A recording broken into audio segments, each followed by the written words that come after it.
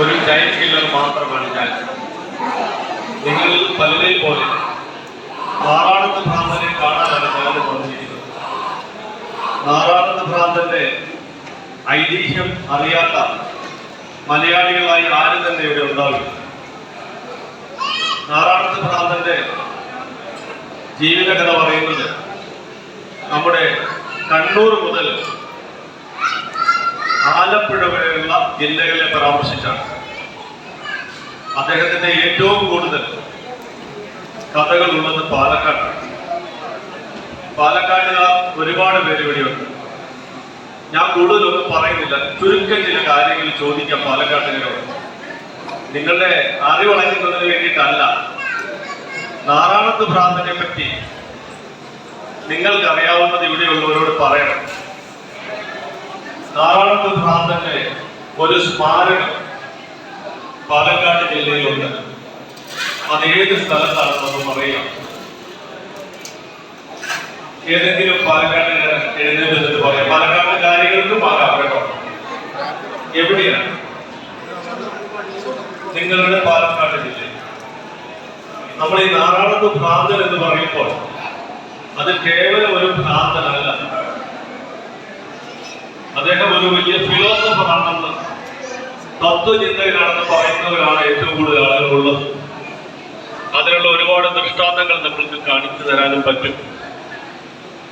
കേരളത്തിലെ പ്രസിദ്ധമായ പല ക്ഷേത്രങ്ങളുടെയും വിഗ്രഹ പ്രതിഷ്ഠ നടത്തിയത് നമ്മൾ പലരും, അല്ലെങ്കിൽ നമ്മളെല്ലാവരും വളരെ ഭയഭക്തി ബഹുമാന ദർശനം മുടങ്ങുന്ന പല ക്ഷേത്രങ്ങളുടെയും ആധാരശിലയുള്ളത് വിഗ്രഹ പ്രതിഷ്ഠ നടത്തിയത് നാറാണത്ത് ഭ്രാന്തൻ. ഏറ്റവും ഒടുവിൽ അദ്ദേഹം തെക്കോട്ട് സഞ്ചരിച്ച് വളരെ പ്രസിദ്ധമായ ഒരു ക്ഷേത്രം, ആ ക്ഷേത്രത്തിന്റെ പ്രതിഷ്ഠ ഒരുപാട് ആളുകൾ ചെയ്തിട്ടും ആ വിഗ്രഹം അവിടെ ഉറയ്ക്കുന്നില്ല. ആ ഉറയ്ക്കാത്ത വിഗ്രഹത്തെ നോക്കി നാറാണത്ത് ഭ്രാന്തൻ പറഞ്ഞു, ആ വാക്ക് അതേപടി ഞാൻ പറഞ്ഞാൽ ചീത്തയാണെന്നോ തെറിയാണെന്നോ നിങ്ങൾ പറയരുത്. നമ്മൾ ചീത്തയെന്ന് ധരിക്കുന്ന പല വാക്കുകൾക്കും ഒരുപാട് അർത്ഥതലങ്ങളുണ്ട്. നാറാണത്ത് ഭ്രാന്തൻ പറഞ്ഞ ആ വാക്ക് ഞാൻ അതേപടി പറയട്ടെ.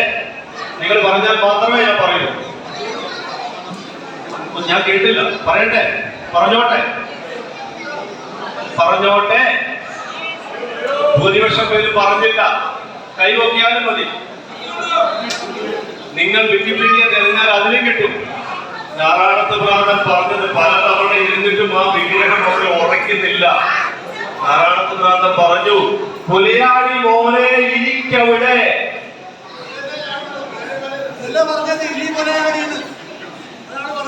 ഇരുന്നു. അത് ഏത് ക്ഷേത്രത്തിലെ പ്രതിഷ്ഠയാണെന്ന് നിങ്ങൾക്ക് ആർക്കെങ്കിലും പറയാമോ? എന്തോ?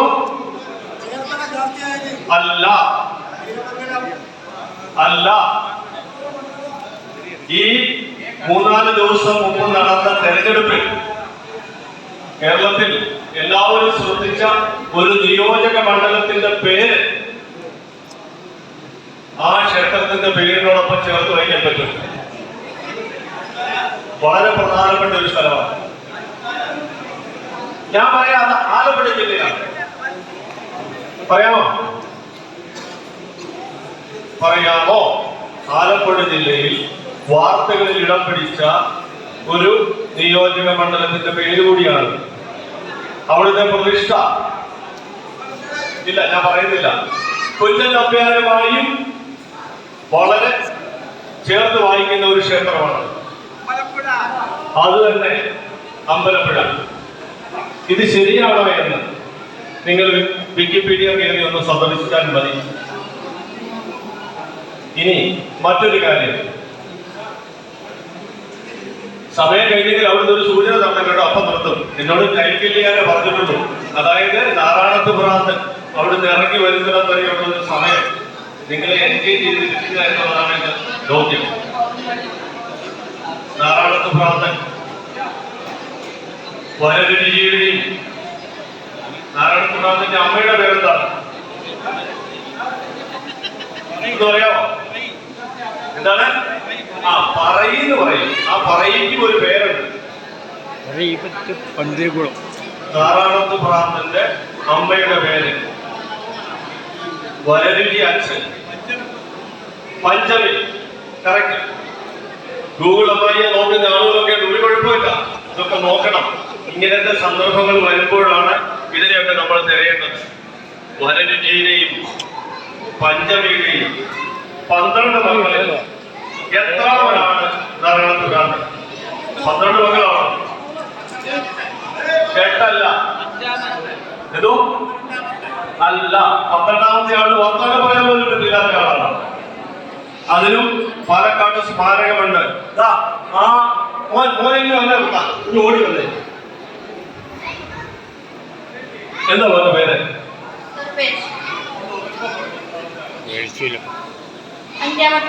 വളരെ കൃത്യമാണ്. അവൻ അവിടെ വന്ന് ഇങ്ങനെ കൈകൊണ്ട് കളിച്ചു. 5ാമത്തെ മകനാണെന്നാണ് ഐതിഹ്യമാല പറയുന്നത്. ഈ നാരായണത്ത് ഭ്രാന്തന്റെയും പറയിവെട്ട പന്തുരുകുലത്തിന്റെയും കഥ ആധികാരികമായിട്ട് നമ്മൾ കേൾക്കുന്നത് കൊട്ടാരത്തിൽ സംഘടനയുടെ ഐതിഹ്യമാലയിൽ നിന്നാണ്. ഐതിഹ്യമാല വായിക്കാൻ ഹൈദരാബാദിൽ കിട്ടുമോ എന്ന് ചോദിച്ചാൽ ഹൈദരാബാദിൽ ഏതാണ്ട് 10-11 സ്ഥലങ്ങളിൽ ഐതിഹ്യമാല ലഭ്യമാണ്. അതിൽ ഒരു സ്ഥലം, എല്ലാ സ്ഥലങ്ങളും മലയാളം മിഷന്റെ വായനശാലകളാണ്, ലൈബ്രറികളാണ്. അതിലൊരു സ്ഥലം നമ്മുടെ കൈരളി സമാജമാണ്. കൈരളി സമാജത്തിന്റെ ലൈബ്രറിയിൽ ഐതിഹ്യമാലയുണ്ട്. ഇനി നിങ്ങൾ അവിടെ ഒന്നും തിരയണ്ട, ഗൂഗിളിൽ പോയി സെർച്ച് ചെയ്താലും കൊട്ടാരത്തിൽ ശങ്കുണ്ണിയുടെ ഐതിഹ്യമാല കിട്ടും. ആ ഐതിഹ്യമാലയിലെ ഏറ്റവും പ്രധാനപ്പെട്ട കഥകളിൽ ഒന്നാണ് കൊട്ടാരത്തിൽ ശങ്കുണ്ണിയുടെ ഐതിഹ്യമാലയിലെ ഏറ്റവും പ്രധാനപ്പെട്ട ഐതിഹ്യങ്ങൾ. ആ കഥകളിലെ പ്രധാനപ്പെട്ട ഒന്നാണ് ഈ പറയുന്ന പറയിപ്പെട്ട പന്തിരുകുലം. ഇനി നാരായണത്ത് ഭ്രാന്തനെ നമ്മൾ ഏറ്റവും അടുത്തറിഞ്ഞത് മധുസൂദനൻ നായരുടെ വളരെ പ്രസിദ്ധമായ നാരായണത്ത് ഭ്രാന്തൻ എന്ന കവിതയിലൂടെയാണ്. നാരായണത്ത് ഭ്രാന്തന്റെ കവിത ഏതാനും വരികളെങ്കിലും ധൈര്യത്തോടെ ചൊല്ലാൻ പറ്റുന്ന ആളുകളുണ്ടെങ്കിൽ ഒന്ന് മുന്നോട്ട് വരിക. എനിക്ക് കവിത ചൊല്ലാൻ അറിയില്ല, അതിലെ ചുരുക്കം ചില വരികളൊക്കെ അറിയാമെങ്കിലും ആ കവിത ചൊല്ലാൻ പറ്റിയ ആളുകൾ ആരെങ്കിലും ഉണ്ടെങ്കിൽ ഒന്ന് മുന്നോട്ട് വരിക. നാരായണത്ത് ഭ്രാന്തൻ പ്ലീസ്. ആരെങ്കിലും ഉണ്ടോ നാരായണത്ത് ഭ്രാന്തന്റെ കവിത ചൊല്ലാൻ? വേറൊന്നും കൊണ്ടല്ല, ആ കവിതയിൽ ഒരു ഭാഗത്ത് ഈ പറയിവെച്ച പന്തിരുകുലത്തിലെ 11 പേരുടെയും പേര് പ്രതിപാദിക്കുന്ന ഒരു ഭാഗമുണ്ട്. അത്രയും ഭാഗം ആ കവിതയിൽ നിന്ന് ചൊല്ലിയാൽ നമുക്ക് ഈ പറയിവെച്ച പന്തിരുകുലത്തിലെ 11 പേരുടെയും പേര് നമുക്ക് ഓർത്തെടുക്കാൻ പറ്റും. ആരുണ്ട് ആ കവിത ചൊല്ലാൻ പറ്റിയ ഒരാൾ? നാരായണത്ത് ഭ്രാന്തൻ അല്ലെങ്കിൽ തുടങ്ങി വെക്കില്ല, ഞാൻ ചെല്ലുമോ? ആരെങ്കിലും ഇത് നമ്മളെല്ലാവരും മാത്രമുള്ള ഒരു സ്ഥലമല്ലേ, ധൈര്യമായിട്ട് മുന്നോട്ട് വാ.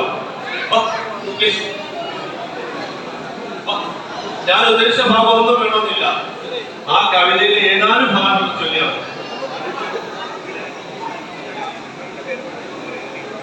എബ്രാസ് സഭയിൽ ഈ മൈക്ക് കൊടുത്തു കഴിഞ്ഞാൽ പിന്നെ തിരിച്ചു മേടിക്കുക എന്ന് പറയുന്നത് വലിയ ബുദ്ധിമുട്ടാണ്. കാരണം അദ്ദേഹത്തിന് പറയാൻ ഒരുപാട് കാര്യങ്ങളുണ്ട്. ഇത് കേൾക്കാൻ നമ്മുടെ സമയമില്ല. പക്ഷെ നമ്മൾ അർജുൻ എന്ന് പറഞ്ഞൊരു പാട്ട്, അർജുൻ എന്ന് പറഞ്ഞ പാട്ടുകാരൻ ഇപ്പോഴത്തെ സാറിന്റെ സമ്മർദ്ദത്തിൽ അയാളൊരു പാട്ടുണ്ട്, അല്ലെങ്കിൽ സാർ ഇല്ലേ? ഞാൻ ഈ ഭീഷണിക്ക് മുമ്പിൽ വഴങ്ങിയിരിക്കുന്നു.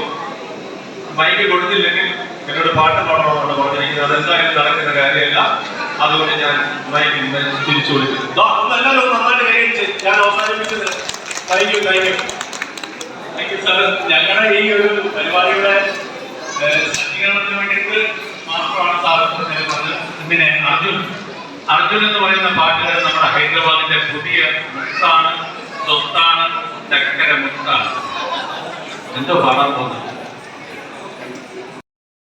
പിടിയിൽ നിന്ന് മോചനം സ്വപ്നം കണ്ട ഒരു ജനസമൂഹത്തിന് നേരെ തന്റെ ഭ്രാന്തൻ ജൽപ്പനങ്ങൾ തൊടുത്തുവിട്ട് പരിഹാസത്തിന്റെ പൊട്ടിച്ചിരിയായി സമൂഹത്തിന് നേരെ വിരൽ ചൂണ്ടിയ ഭ്രാന്തൻ.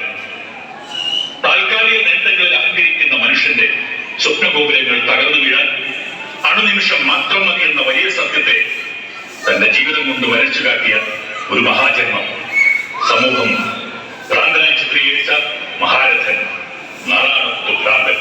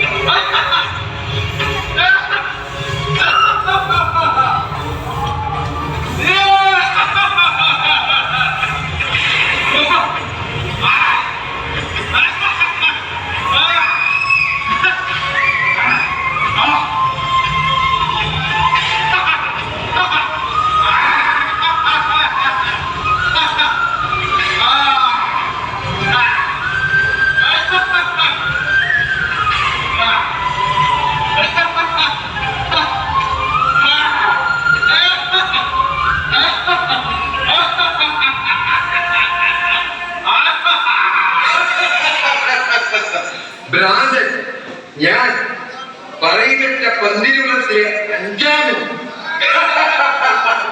അനാഥൻ വലതുകാലിൽ മന്ത് കേട്ട മന്ദകാലൻ ഭ്രാന്തൻ. നിങ്ങൾ മനുഷ്യൻ ഭ്രാന്തില്ലാത്ത വലതും ഇടതും മന്ദില്ലാത്ത നിങ്ങൾ മനസ്സിൽ വീഴുന്ന സ്വപ്നകുമാരം. ഇനി ഇതിനെ ലക്ഷ്യസ്ഥാനത്ത് എത്തിക്കുക എന്നതാണ് എന്റെ ദൗത്യം.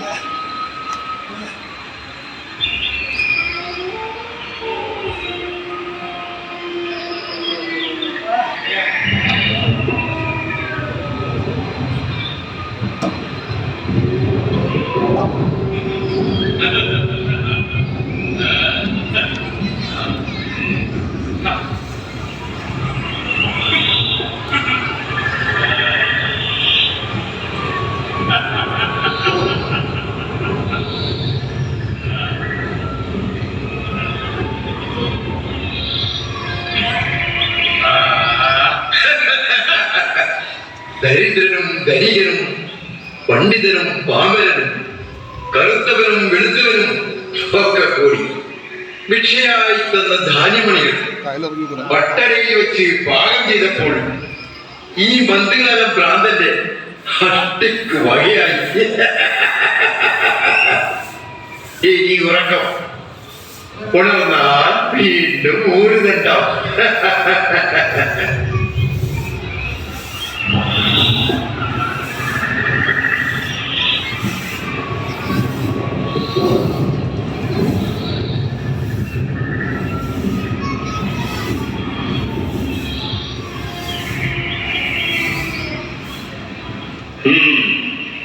നാളത്തെ ഭ്രാന്തൻ ഉറക്കമായി.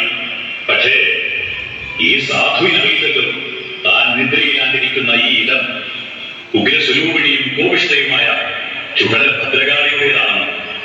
തന്റെ പരിവാരങ്ങളുമായി ഊരുചുറ്റാൻ പോയ ചുടല ഭദ്രകാളി എത്തുമ്പോ എന്താകും സംഭവിക്കുക? കാത്തിരുന്നു കാണുക തന്നെ.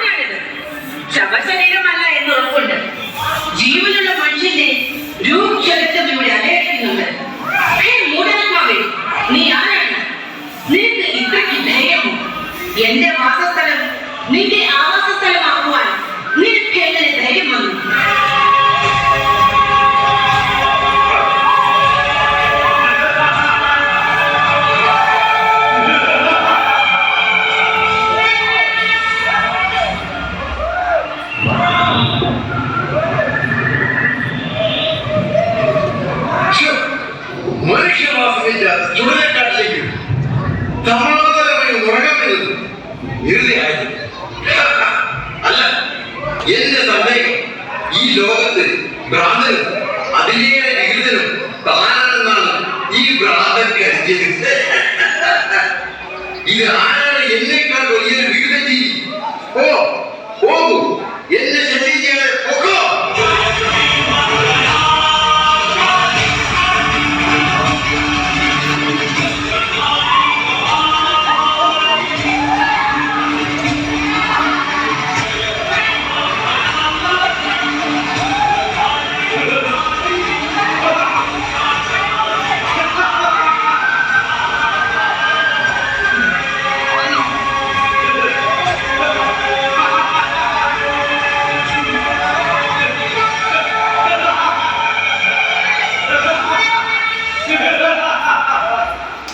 സാക്ഷാൽ ചുഴലഭദ്രകാലിക്ക് മുന്നിൽ പോലും ലേശം ഭയമില്ലാതെ അടിപതറാതെ നിൽക്കുന്ന ഈ മനുഷ്യൻ നിസ്സാരക്കാരനല്ല എന്ന് കാളിക്ക് ബോധ്യമാകുന്നു. അപ്പോ കാളി അടവ് മാറ്റാൻ ഒരു ശ്രമം നടത്തുന്നു. ശരി, സമ്മതിച്ചു. താങ്കൾ നിസ്സാരക്കാരനല്ല. എങ്കിൽ പറയൂ, താങ്കൾ ആരാണ്?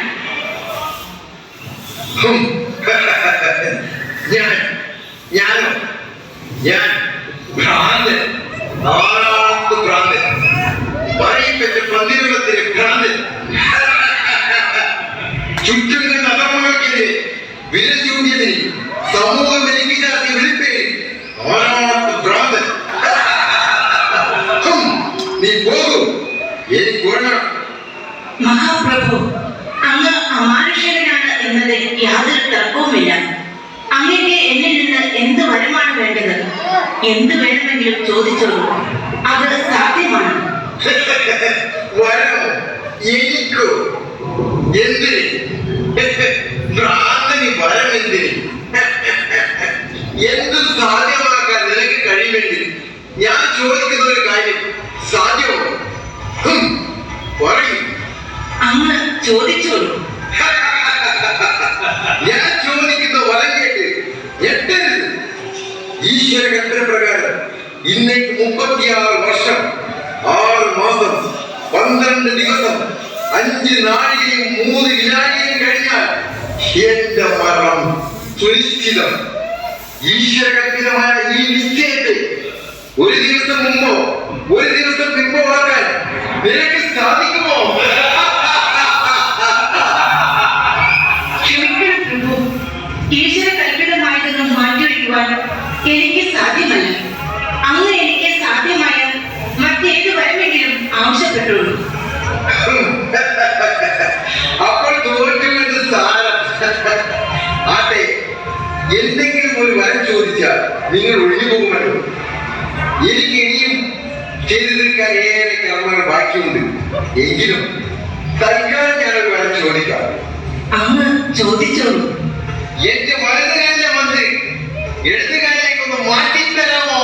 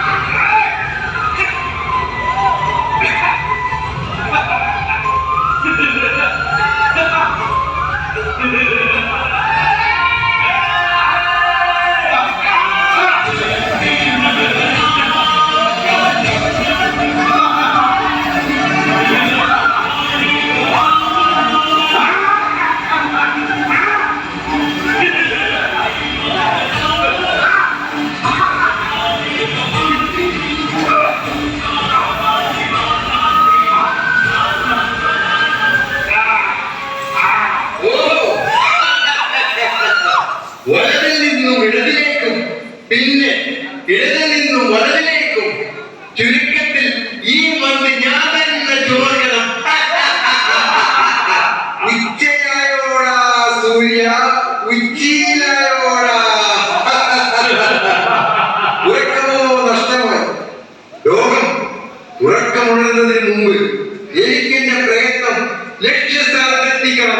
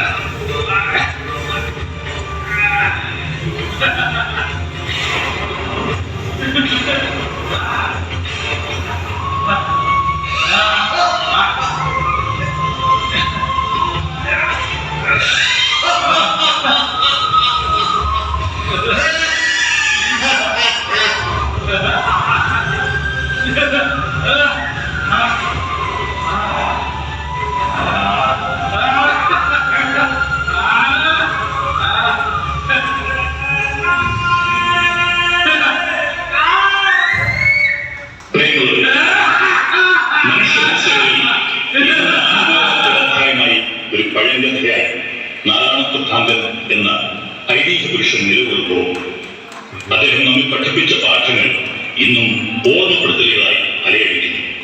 ആ സ്മരണയിൽ പ്രണമിക്കട്ടെ. നന്ദി, നമസ്കാരം.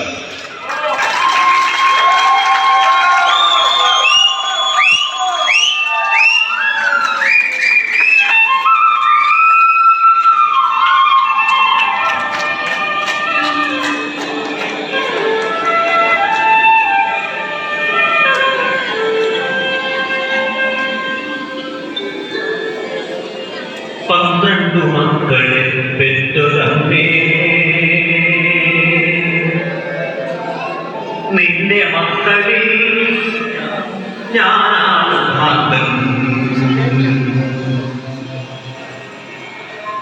12 രാശിയിൽ നീറ്റുമമ്മേ,